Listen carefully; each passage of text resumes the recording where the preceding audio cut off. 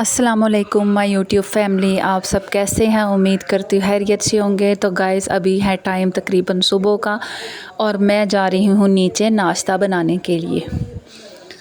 तो नाश्ता हमारा, जैसा कि आप मेरी वीडियोस देखते रहते हैं तो आपको पता होगा, नाश्ता मैं नीचे ही बनाने के लिए जाती हूँ क्योंकि नाश्ता हमारे जो अब्बू हैं, ससुर हैं, वो नाश्ता नीचे लाते हैं।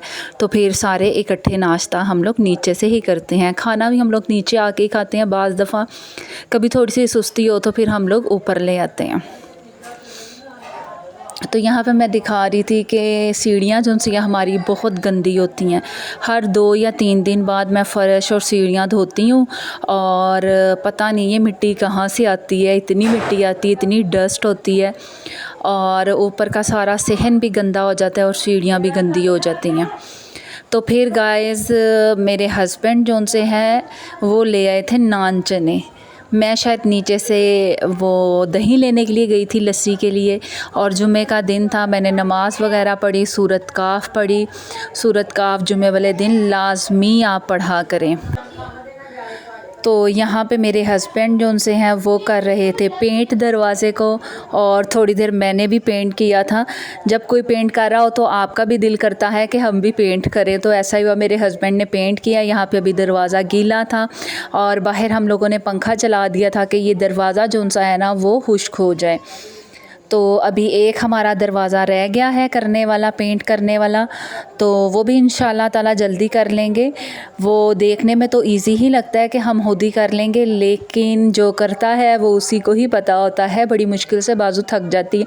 मैंने भी थोड़ा सा दरवाज़ा पेंट किया लेकिन मेरी भी बाजू थक गई। यहाँ पे मैं शायद जा रही हूँ नीचे कुछ लेने के लिए या नाश्ता खाना खाने के लिए। तो इस दिन हमने बनाए थे मसर और चावल। किस किस को मसर चावल पसंद है, मुझे बहुत पसंद है और हाथ से खाने का अपना ही मज़ा है।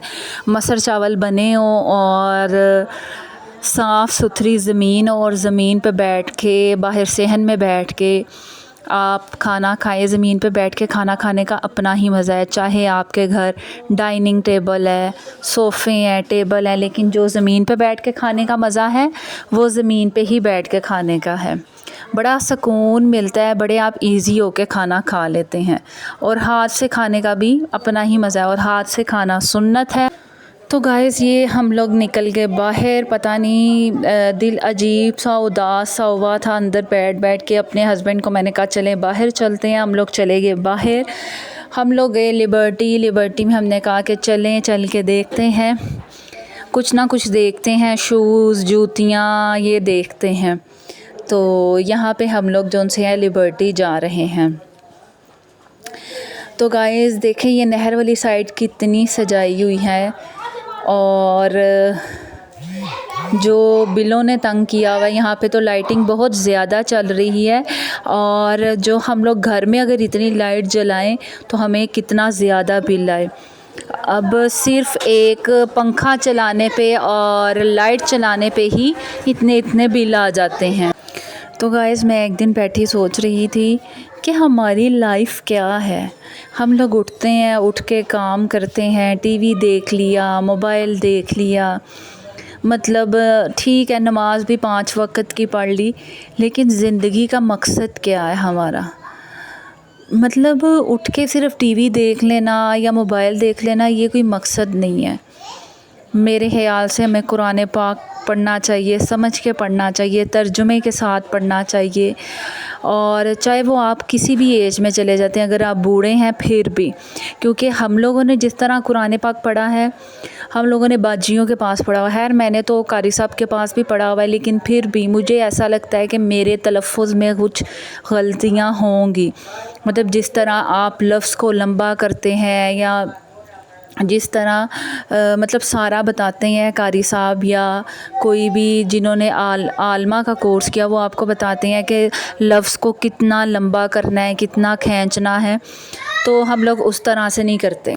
तो बस अल्लाह ताला हमारी गलतियाँ कोताहियाँ माफ़ कर दे और हमें कुरान पाक समझने की तौफ़ीक दे, समझने की और उससे कुछ सीखने की अल्लाह ताला हमें तौफ़ीक दे। आमीन सुम्मा आमीन। कुरान पाक को समझ के लाज़मी पढ़ा करें। तो गाइज़ यहाँ पे फिर आगे हम लोग ECS पे शूज़ लगे हुए थे जो कि बहुत महंगे थे। 4-4 हज़ार के, 5-5 हज़ार के, 6-6 हज़ार रुपये के शूज़ थे और पहनने हमने पैरों में थे।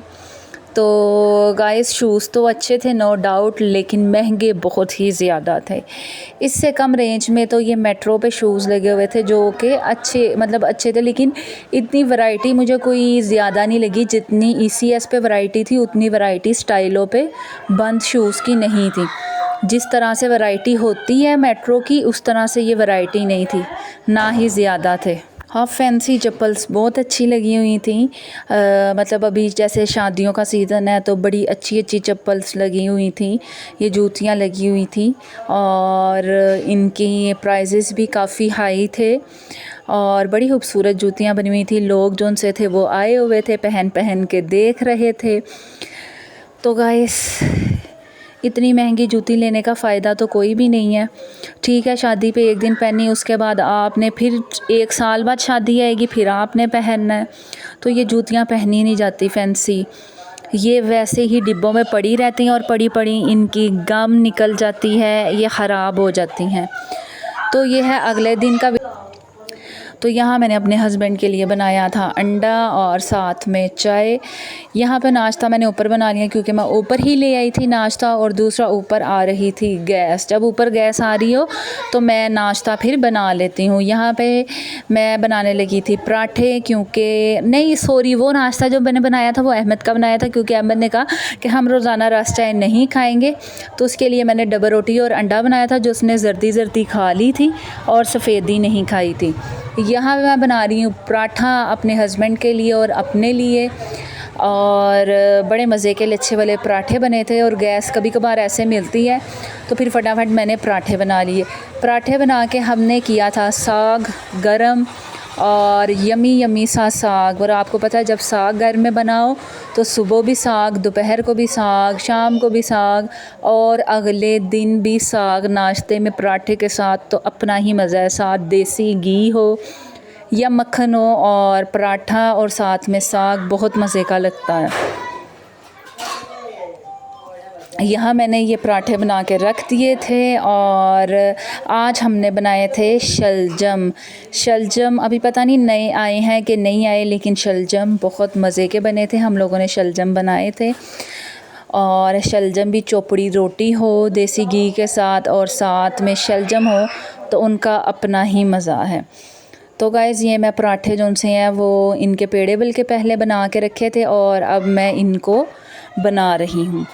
तो गाइज़ बड़ी मेहनत से मैं ये वीडियो बनाती हूँ। अगर आपको मेरी ये वीडियोस अच्छी लगती हैं तो लाइक कर दिया करें। अगर हमारे चैनल पे न्यू हैं तो सब्सक्राइब लाजमी करें और हमारी वीडियोस को शेयर भी किया करें। और मेरी एक जो सिस्टर रूटीन से मेरे व्लॉग देखती हैं सऊदीया से, उनका मैं बहुत बहुत शुक्रिया अदा करती हूँ। उनका बहुत बहुत शुक्रिया। इसी तरह मुझे सपोर्ट करते रहें और मैं अच्छी अच्छी वीडियोस बनाती रहूँगी। जो हामियाँ वो मुझे बताएं, मैं कोशिश करूँगी कि वो मेरी हामी पूरी हो जाए, निकल जाए। ओके जी, अल्लाह।